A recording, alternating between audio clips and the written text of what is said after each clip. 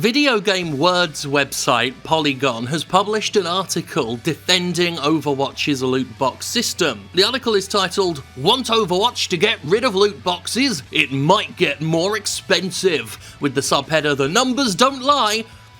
Overwatch's current loot box system works. I mean, yeah, it does work.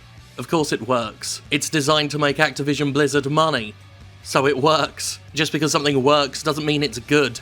As you might have already guessed, I take a bit of umbrage with the article in question and think it's quite wrong. It's not necessarily incorrect in its assessment of the numbers, but it's wrong in that it doesn't ever blame Activision Blizzard for the economy that Activision Blizzard itself contrived, sustained, and continues to run 100% on its own terms. The general thrust of the article is that things could be worse, which is never a particularly compelling argument. Things could always get worse. Of course they could always get worse, especially in the AAA game industry, full as it is with executive jackholes whose sole job seems to be making things worse. The article posits that because Overwatch has charged for single skins in the past and charged a rather exorbitant amount of money for them, removing loot boxes and allowing you the option to purchase skins a la carte will make them all more expensive. Which may very well be true. That's why I say the article isn't incorrect on the numbers, but it willfully neglects a few other factors in order to make Activision Blizzard look generous rather than, well, a bunch of dicks.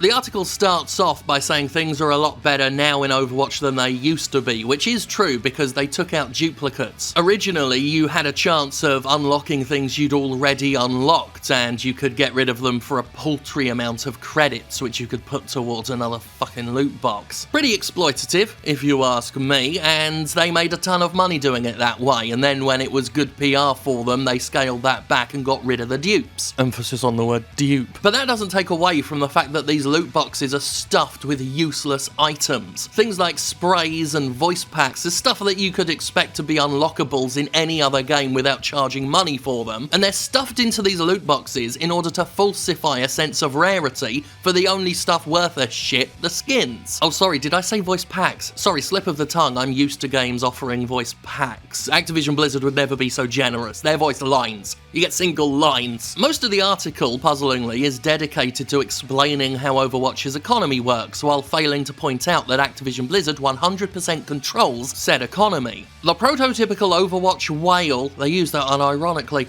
who wants most or all of the cosmetics, probably spends about $40 on each event for a total annual spend of $240, and combines that with moderate to heavy play to earn the stuff that they don't get from their box bundle. If you spend $80 to buy 100 loot boxes, that will generally be enough to get you all the legendary skins in an event without worrying about any free boxes, Polygon's writer explains. Events are by themselves a particularly controversial element to Overwatch. Even some of the loot box defenders find events a little bit galling, since these events offer skins for a limited time only, which of course puts more pressure on you to grind or spend money, especially as events are about to wrap up and you might not have the 1 or 2 skins you were looking for. If you wanted to buy all the stuff in every one of Overwatch's 6 events over the course of the year without earning a single free box, $480 is the most you could spend before you'd run out of stuff to collect. Even $240 is a lot to spend during a year on a single game, but many microtransaction models encourage players to spend bottomless amounts of money. It seems hyperbolic to call this model predatory or analogize it to gambling. Nobody is going to lose their rent or burn through their college fund buying Overwatch skins. Right, I take issue with this. Again, it's not untrue that other game companies do worse things, but again, it's not a compelling argument. Pointing at something else and saying that's really bad doesn't mean what you're doing isn't bad. Shoplifting from a corner store might not be as big a crime as armed robbery with a shotgun in a bank, but both are still generally regarded as shitty things to do. The loot boxes are there to be bought. They wouldn't charge money for something if they didn't want you to fucking buy it. And so by their nature, they are predatory, they're manipulative, they're exploitative. The ones earned in-game are simply a case of give the first hits free. They exist to tantalize you, they exist to keep reminding you that loot boxes are there, and that the chances of you getting the one or two things you want is quite rare, so spend that money. And the fact that some companies do terrible things does not exonerate a company for doing bad things. Some animals prey on insects. Some animals prey on gazelle. Both types of predators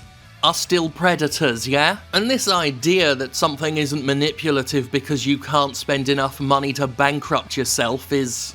what? That's just troll logic right there. Something can still be manipulative and not break the bank entirely. I could tell you I'm dying and you need to watch my last video ever, and I might not be dying, and that's still manipulative and exploitative, isn't it? Even if watching the video costs you nothing. Especially when this argument hinges on the fact that buying everything outright only costs $480 fucking dollars. But the numbers don't lie, and this article has those numbers in the section "Here's what a la carte looks like in Overwatch," pointing out the 3 times Overwatch has sold single skins and using their price points to prop up the argument. The first batch was the Overwatch League team skins. These skins used the base models for the characters and palette swap their outfits to represent team colours. Most of the skins also stamp some team logos on the characters' clothes and equipment. In the loot box system, a colour swap is a rare tier skin, the most common to find and the cheapest to buy with credits. While recent epic tier skins have unique model elements, some of the older ones just have unique textures, so maybe the inclusion of the team logos would raise these to epic tier. Overwatch League skins cost Overwatch League points, which you can buy for cash or earn by watching Overwatch League games on Twitch. $5 buys 100 points, but you can get some extra points for free if you buy a larger bundle.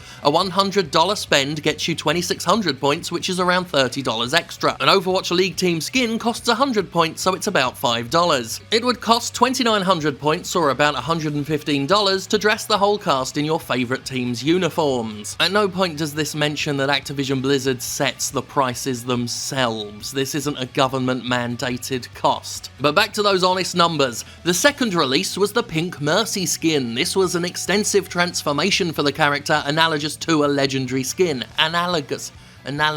I've never actually said that word out loud. Anyway, the price was $15, though all the proceeds were donated to cancer research. Fair enough. You can get away with most things if it's for charity. Finally, for the Overwatch League All-Star Weekend, which took place on August 25 to 26, Blizzard released a special Tracer skin for the Atlantic region and a Genji skin for the Pacific region. These skins, which are comparable to legendary skins, sold for 200 OWL points, or the equivalent of $10 each. I think most of you can see where this is going already. The skins on their own have been expensive whenever Activision Blizzard has sold them a la carte. This has been true of many other games in the past. When they sell skins directly, they charge a silly amount of money for them. I've even said in the past that skins are things I would buy if they were sold honestly and for a decent price. I like skins, something like Dead Space with all the different rig designs they had for Isaac. I'd have bought those if they weren't $5 a pop, and they don't need to be $5 a pop. I could buy 5 games on my mobile phone for that much, or at least one decent-ish game on the Switch. I'm not going to spend the money that I could spend on a fucking whole game on a different coloured costume. And that's where they lose my fucking money. And here's where Polygon's article uses assumption and guesswork to paint a future, a devastated future post-loot box in Overwatch. Suppose instead of loot boxes, the legendary event skins were just sold for 200 OWL points each. This seems a likely price point since all-star skins are roughly equivalent to legendaries. You get 2,600 OWL points for $100, so people who bought OWL points in that increment could get the skins for a little less than $8 each. The skin events have an average of 7 skins each, so that's a total of 42 skins, which would cost 8,400 OWL points. You'd need to spend $330 to buy them all. That's cheaper than the $480 it takes to get everything out of loot boxes, but more than the $240 it takes to get everything or nearly everything by combining spending with grinding. A lot of assumptions there, assuming that the grinding would be taken out completely, assuming the cost of any of the skins. They may have a point, but again, it's all hypothetical. They continue with,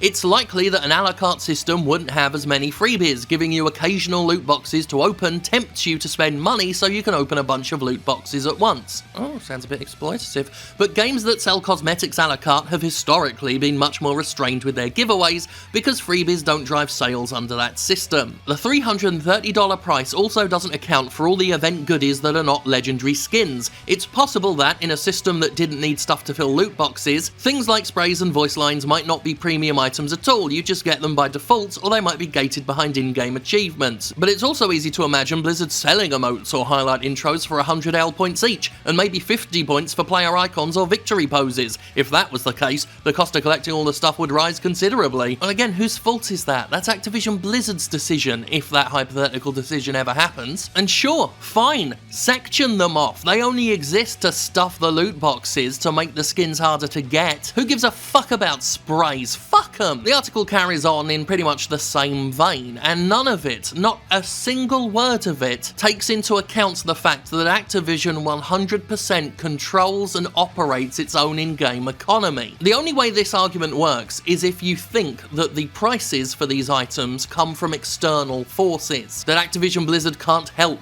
but charge $10 for a skin if it can't put them in loot boxes, which is bollocks. These prices are arbitrary, they're convoluted, the publishers make them up. It's not even like $60 as a base price for a video game. It's not industry standard. They can charge what they want for DLC. And that's 100% entirely on their heads. I'm sick of publishers and their defenders pretending that they have to charge for any of this. They don't have to charge $10 for a skin. They don't have to charge anything for a skin. I've played plenty of video games, not just in the past, but in the modern day too, that don't charge for any of their skins. They're just unlocks in the game, like a real fucking game. You play the game and earn the reward, like a real fucking game. It's like these fucking executives that talk about grinding and how some players don't have the time for the grind, so they're free to spend their money as a choice. But it's like, who designed the game, numbnuts? You fuckers did. You put the grind in there. What do you think you're God, sacrificing your only son for our sins because of rules you made up? In a way, you kind of are. You're the gods of your own economy. You make the fucking rules, and then you act as if the rules have been imposed upon you. But that bullshit is the only way this article works. It only works if you believe Activision Blizzard, one of the richest publishers in the world that's making billions off microtransactions alone, has no choice. And it does have a choice. It has a choice because it's the house. It's the one making all the rules. And it has loot boxes in its game for the same reason why it would charge $10 for a skin. One simple reason: because it can. There are still plenty of publishers selling games for $60 without needing to charge for microtransactions on top. And no publisher is going to sell a game at that price point if it can't afford to. This idea that it's such a generous thing that it puts the company at risk to sell a game for $60 is bollocks. If they needed to charge $70 for a game, they fucking would. And thanks to season passes and your silver and your gold editions of games, they actually charge a lot more than that now for the full experience. Which, as I said on the Jimquisition this week, I've come to accept. I've accepted that as a truism. But microtransactions, free-to-play economies, and gambling, yes, gambling, that's what it's always been, can fuck right off. It is exploitative, it is predatory, and it is unnecessary. It's extra cherries on top of the money cake for these companies. I don't have a major problem with Polygon as an outlet. It does some really fine reporting, but articles like this are just wank. And when the best argument you can come up with consists of, well, things could be worse, or, well, other companies are doing worse things, you've got a crap argument, mate.